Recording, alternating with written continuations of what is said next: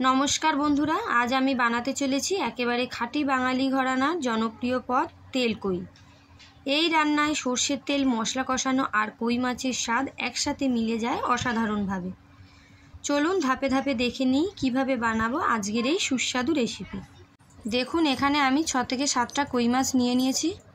দেখুন মাছগুলো এখনো জ্যান্ত রয়েছে। মাছগুলো দেখতে কতটাই সুন্দর লাগছে।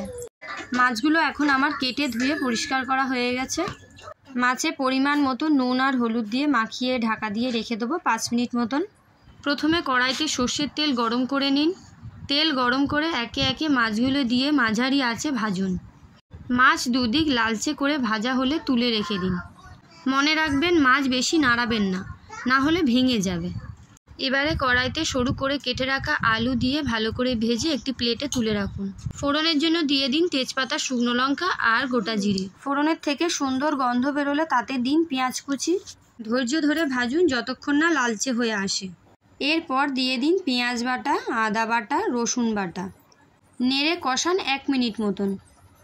দিয়ে দিন পরিমাণ মতো নুন, হলুদ গুঁড়ো, লঙ্কার গুঁড়ো, জিরের গুঁড়ো আর ধনের গুঁড়ো।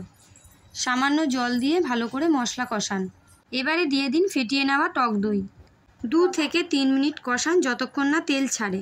এই ধাপে গন্ধটা দারুণ আসবে। এবারে দিয়ে দিন ভেজে রাখা আলু। আপনারা চাইলে এই রেসিপিটা আলু ছাড়াও বানাতে পারেন, তবে আমি আলু দিয়েই বানাচ্ছি। কালারের জন্য দিয়ে দিচ্ছি সানরাইসের কাশ্মীরি লঙ্কার গুঁড়ো। কিছুক্ষণ নাড়াচাড়া করে দিয়ে দিন গরম জল।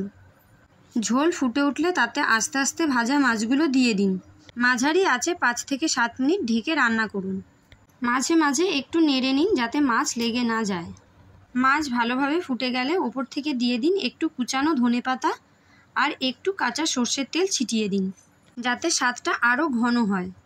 এবার ঢাকনা দিয়ে 1 মিনিট মতো রেখে দিন। তারপর গ্যাস বন্ধ করে দিন। এখন তেল কই পরিবেশনের জন্য তৈরি। এই রেসিপি গরম গরম ভাতের সাথে খেলেই সবচেয়ে ভালো লাগে। ঝোলটা ঘন, মাছটা নরম, একেবারে ঘরোয়া স্বাদের রসনা তৃপ্তির রান্না। ভিডিওটা ভালো লাগলে একটা লাইক দিন। আপনার মতামত জানাতে ভুলবেন না। আর এমন আরও রেসিপির জন্য সাবস্ক্রাইব করুন পরিসৃজা সুভদ্রা চ্যানেলটি। ধন্যবাদ সবাইকে। দেখা হবে পরের ভিডিওতে।